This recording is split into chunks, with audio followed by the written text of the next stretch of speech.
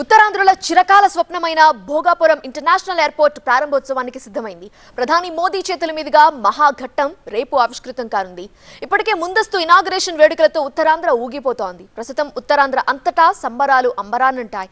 Bhogapuram international airport ప్రారంభోత్సవం సందర్భంగా కనీ విని ఎరుగని రీతిలో ఏర్పాట్లు చేసింది రాష్ట్ర ప్రభుత్వం. భోగాపురం ఎయిర్పోర్ట్ ప్రారంభోత్సవాన్ని ప్రతిష్టాత్మకంగా తీసుకుంది కూటమి ప్రభుత్వం. ఎక్కడా ఎలాంటి చిన్న పొరపాటు కూడా జరగకుండా కట్టుదిట్టమైన ఏర్పాట్లు చేయడమే కాకుండా దాదాపు మంత్రులంతా అక్కడే మోహరించి పర్యవేక్షిస్తున్నారు. Bhogapuram airport command control room దగ్గర పోలీసు ఉన్నతాధికారులతో నిత్యం సమీక్షిస్తున్నారు హోంమంత్రి అనిత. ట్రాఫిక్, పార్కింగ్ సమస్యలు రాకుండా యంత్రాంగానికి సూచనలు చేశారు. హోంమంత్రి అనితతో పాటు మంత్రి బీసీ జనార్దన్ రెడ్డి కూడా ఏర్పాట్లను పర్యవేక్షించి సభావేదిక దగ్గర ప్రజలకు ఎలాంటి ఇబ్బందులు లేకుండా చర్యలు చేపట్టారు. భోగాపురం ఎయిర్పోర్ట్ ఉత్తరాంధ్రకు గేమ్ చేంజర్ గా మారబోతోందన్నారు ఏపీ టీడీపీ అధ్యక్షుడు పల్లా శ్రీనివాస్. ఉత్తరాంధ్రకు భారీగా పెట్టుబడులతో పాటు ఉపాధి అవకాశాలు పెరుగుతాయన్నారు పల్లా. భోగాపురం ఎయిర్పోర్ట్ మన ఉత్తరాంధ్రకే మణిహారంగా మారబోతుంది.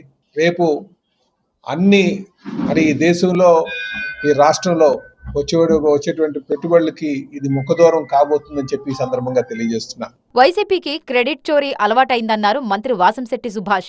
రాష్ట్రాన్ని అభివృద్ధి చేసేది ఎవరో, విధ్వంసం సృష్టించేది ఎవరో అందరికీ తెలుసన్నారు వాసంశెట్టి. క్రెడిట్ చోరీ అనేది జగన్మోహన్ రెడ్డికి నిత్యం ఆయనకి వెన్నుతో పెట్టిన విద్య కాబట్టి మళ్ళీ మేము ఏదో చేసామని చెప్తా ఉన్నారు. గతంలో అయితే ఎర్రబస్సు కూడా అవసరం లేని ఊరికి ఎయిర్పోర్ట్ ఎందుకని చెప్పి వ్యాంగ్యంగా మాట్లాడిన సందర్భం కూడా ఉంది. ఈ రోజున జరుగుతున్న అభివృద్ధి సంక్షేమానికి వస్తున్న పెట్టుబడులకి ఆయన సమాధానం, ఆయన లేకపోతే ఆయన ఆచరించే వరవడు మాత్రం ఒకటి విష ప్రచారం, రెండు క్రెడిట్ చోరీ.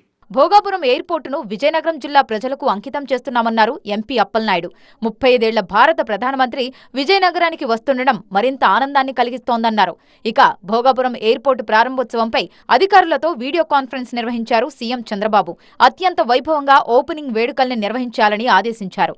ప్రధాని మోదీకి ఘనస్వాగతం పలికేలా అన్ని ఏర్పాట్లు ఉండాలన్నారు. తెలుగు సంస్కృతి, వారసత్వం ప్రతిబింబించేలా విమానాశ్రయ ప్రాంగణంలో అలంకరణలు ఉండాలన్నారు చంద్రబాబు.